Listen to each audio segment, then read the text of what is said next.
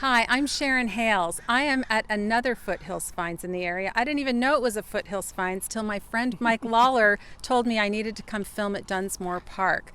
Mike Lawler is the founder of the Historical Society of the Crescenta Valley. And he started out as president, and now he is just their tour guide extraordinaire. And he writes fabulous articles in our local paper, and he's keeping the history of the Crescenta Valley very well in records. He's got a whole running chronology of the events of our incredible community. So today we are at Dunsmore Park, where a lot of people have come, but you would be surprised, as I am, to find what is actually here. So Mike, tell us what we're looking at today. Okay. So we're looking at this kind of weird assemblage art style here, and it's made of minerals from all over the country. It's made up of cast-off building material. It's made up of kitchen utensils, machinery. Everything's mixed together, kind of like the Watts Towers are, kind of an assemblage type of thing. Now, the story behind all this is pretty interesting.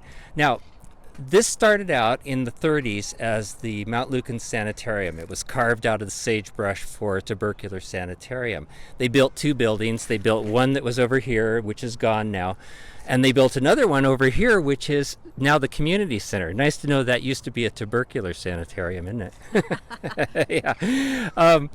So it ran for a while as a tubercular sanitarium. And then in 1946, a guy by the name of Milton Hoffert bought the property. Now, Milton's a great story in himself. He was the heir to the Hoffert Manufacturing Company, which was a prominent Los Angeles manufacturing company. So he was a rich kid. In the 20s, he got in trouble with the law. He ended up in the merchant marine, kind of the prodigal son kind of thing. He went off, traveled the world. He met a foreign bride, brought her back to the United States. They were going to start a family, and she died in childbirth along with his child. And it seems to maybe have put him over to the edge. That's just a supposition. 1946, he bought the Mount Lucan Sanitarium and named it the Dunsmore Sanitarium. Now, he wasn't a doctor. He didn't have a medical background. So obviously somebody else ran it, and there were patients here and things like that. What Milton did, though, was apparently lived in a pup tent on the property and built miles and miles of these bizarre walls out of just found material, things that he had collected, and apparently collected from all over the United States. For 10 years, he built miles and miles of these walls, and they're all over Dunsmore Park. And you can walk the entire perimeter of the park, and they just never end. So for 10 years, he built all these walls, and then in 1957, he suddenly lost interest, sold it to the city of Glendale for a park at a fraction of the price that it should have gone for. Then, at that point, he takes off to Big Bear, and he does the same thing up there. He started a kid's place called Holiday Hill, and they had rides and things like that. He did the same thing there. He built crazy walls and strange assemblages of art. And he did that for a couple of decades up there.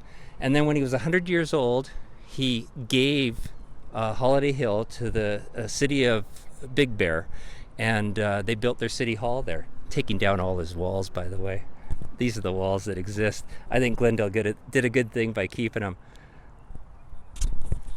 So I'm going to have you get a shot of the sanitarium over there, and I wondered what the patients were thinking as they saw the owner living in a pup tent building crazy walls for 10 years. And maybe that's where the saying came from, the inmates are running the asylum.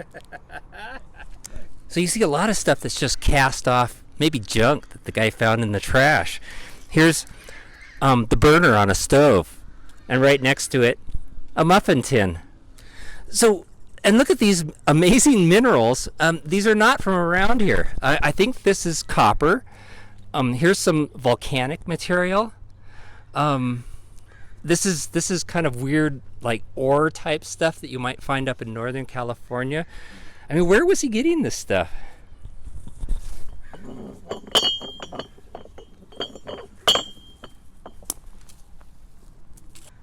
So Mike, I'm just astounded at how many walls there are. I've brought my kids to Dunsmore Park for years and had no idea. How many feet of wall space do you think there is?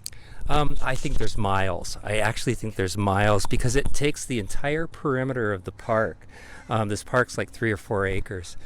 And sometime, it's worth just coming here and walking the entire wall. There's stuff all the way along, including occasionally you'll find a date written in it. I found several from the 50s. For more information on the Historical Society of the Crescenta Valley, visit cvhistory.org. Be sure to come visit the walls at Dunsmore Park. Some would say they're crazy, some would say they're very artistic. Either way, they'd make a great scavenger hunt activity for a birthday party or for your family. Thanks for sharing Foothills Finds with us.